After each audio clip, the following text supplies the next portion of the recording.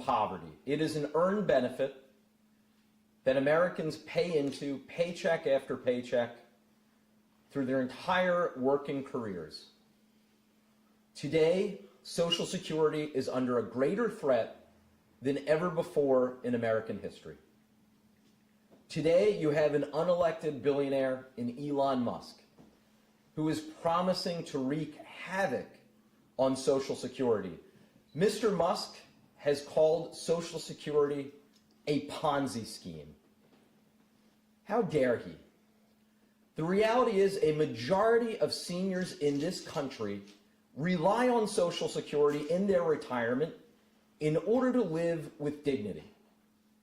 Mr. Musk, leave your grubby hands off our Social Security. Now, Mr. Musk is not alone. The Treasury Secretary, Commerce Secretary, Howard Lutnick, another billionaire in this administration, by the way, he has said, remarkably, that most people on Social Security wouldn't mind if they missed a monthly paycheck. He even cited his own mother and said that she could go a month without getting her Social Security check. Well, Mr. Lutnick, most people on Social Security don't have a billionaire for a son.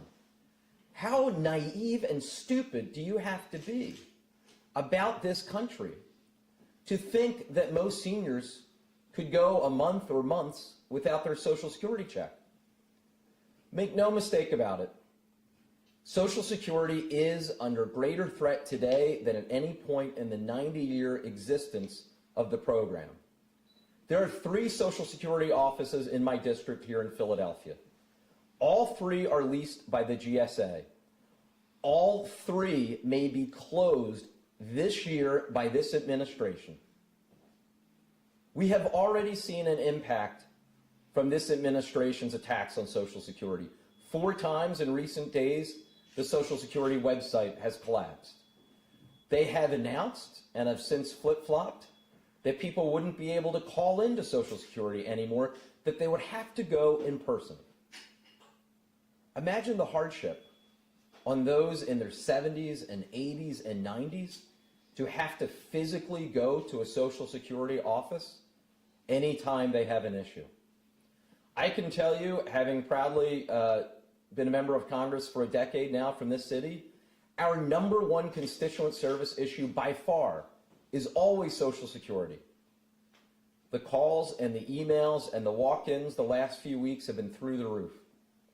If we lose even one Social Security office from Philadelphia, it will have a devastating impact for those retirees who rely on Social Security. So, I wish I were exaggerating. I wish that we could be going about normal business and focusing on other areas that need to be addressed for the American people. But we must call it like it is, and I'm going to call it like it is. Social Security is under attack, and it is under attack by Donald Trump and Elon Musk and the other billionaires in his administration. Now is the time for we, the American people, to fight back. Finally, before I bring up Max, I will tell you this. This Saturday morning, I was in lower northeast Philly, spent the morning with a few hundred constituents of mine at one of my community events, a privacy fair or shredding event. I have never heard my constituents more angry and more scared about what is happening to Social Security than I heard them on Saturday morning. This is a crisis moment for Social Security and for the American people. But we are going to fight back, and we are not going to let Elon Musk and Lutnick and the other unelected billionaires take our Social Security checks. And with that, I'm proud to bring up a longtime friend. He and I have worked together on this issue and have done events over the years. I didn't think we would actually have to be fighting for the very existence of Social Security, but here we are, and I'm proud to have him, and seniors are lucky to have him in this moment. Max Rickman, CEO of the National Committee to Preserve Social Security and Medicare. Thank you. Thank you very much, Congressman. You are definitely not exaggerating. You're telling it like it is. When I was watching the State of the Union a couple, weeks ago, I got a text from a friend of mine. The Wizard of Oz is 86 years old. If Dorothy were to encounter a group of people with no brains, heart, or courage, she would not be in Oz. She'd be at a White House meeting of House Republicans. How else can you explain lie after lie after lie, including, I'll never forget this, the president talking about Social Security beneficiaries being 100 years old, 200 years old, 300 years old. Those were lies, and those lies continue to this day. This has been a part of a campaign of misinformation, deception. It is a plan to destabilize, undermine the Social Security program. Reducing field offices, cutting staff, as is happening up here. This is a plan to soften the support that Social Security has around the country. 80–90% of Democrats, Republicans, independents have said survey after survey, poll after poll, support Social Security, support expanding and improving Social Security. So it is not a surprise that President Trump keeps saying, I am not going to touch Social Security. I am not going to touch Social Security. What he's doing is undermining the support of all the people that support the program so that he can cut the program, privatize the program, raise the age for benefits, reduce the Social Security cost of living.